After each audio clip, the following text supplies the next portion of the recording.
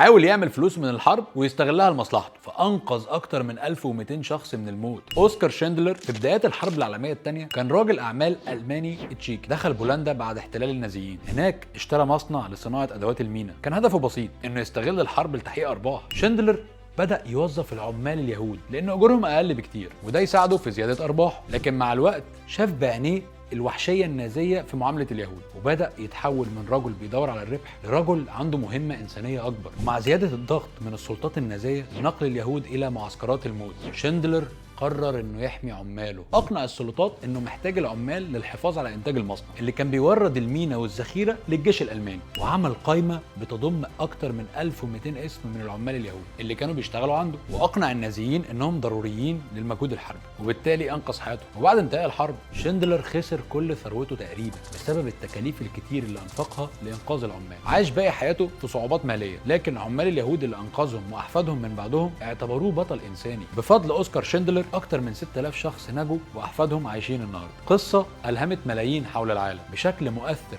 في فيلم شيندلر ليست. شفته ولا لسه؟ قول لي في كومنت، وما تنساش اللايك والشير.